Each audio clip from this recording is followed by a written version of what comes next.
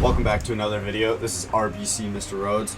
For this week's productivity tips, we're going to be talking about time management and how to waste less time. So let's get right into the video. First thing I want to talk about, I've mentioned it many times before in my other productivity tips, is creating a routine. And when you create a routine, you want a daily routine and you're going to want a weekly routine. And those two are like the biggest ones. But for me, I even like to plan out, what is my month gonna look like? What do I plan for this year? Just a routine that shows I'm gonna be doing this month, this month, and then this the next month, and so on and so on. But like I said, daily and weekly routines, and you're gonna want to schedule everything in. I like to go in 15 to 30 minute blocks. And doing 15 to 30 minute blocks and making sure your full day is filled out ensures that all of a sudden you don't have downtime and then you get distracted.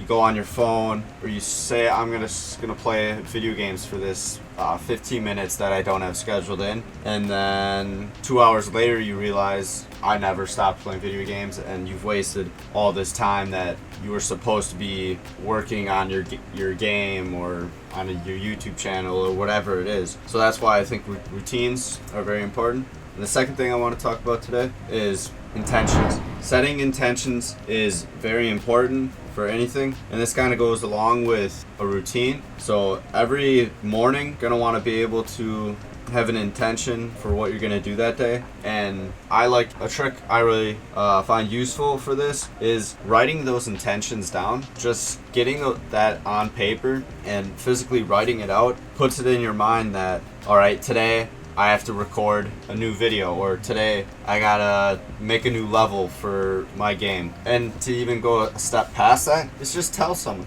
It doesn't have to be super detailed. You just say, like for me, I'm at college, I have a roommate.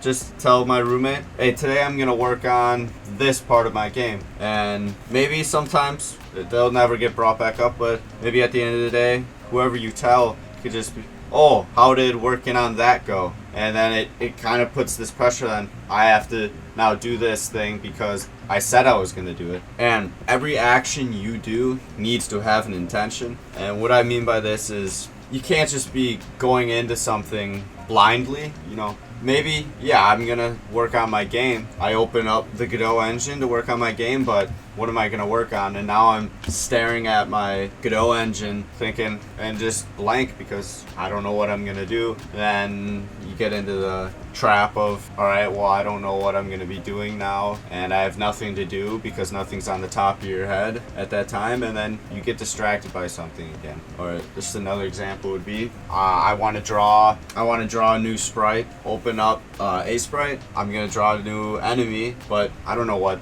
enemy I want. I don't know. I have no intention of what I want to draw on a specific level, and then I get distracted. And then the third thing I want to talk about is a time management trick called Pomodoro. It pretty much is just 25 minutes of working and then a 5-minute break, and then you just continually cycle through that. And for each 25-minute working session, you need to have a specific task. So a specific task would be, for this 25-minute block, I'm going to draw this enemy sprite and then take my 5-minute break. Then this next 25-minute session, I'm going to implement that sprite into my game. And then the next 25-minute working session, I'm going to edit my video. And this way, it doesn't allow this way your mind is focused on that one task, and you won't get distracted switching from tasks, and you can be more productive on that one task because your mind is constantly focused on that task. Doing these 25-minute work sessions,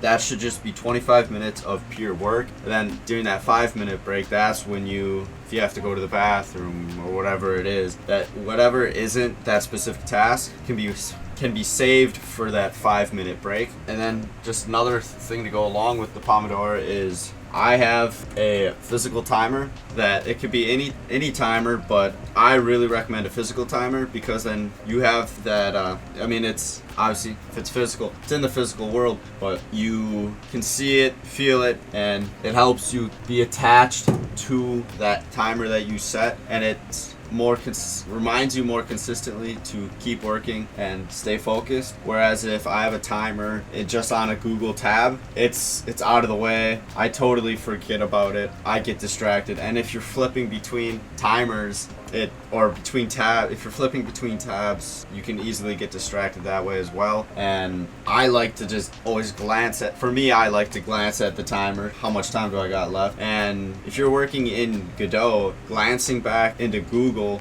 to look at this timer I have set on in a Google tab, it's highly likely for me that I'm gonna get distracted. That's just how I am. So to be able to have Godot up on my screen, or Sprite or Premiere Pro, whatever it is, to be able to have that up on a screen and not have to leave that screen to check the timer, it's less likely that I'm going to get distracted and I can stay focused on my task. Now let's quickly review what the 3 things we talked about in this video, which was setting a routine and scheduling everything in, setting intentions for every action and to make sure you're writing down those intentions, and to use time management trick of a Pomodoro timer to stay focused on specific tasks. For more productivity tip videos, you can see the most recent one on the right, and for the latest devlog you can look to the top left corner. And thank you all for watching. This is RBC Mr. Rhodes signing off for now.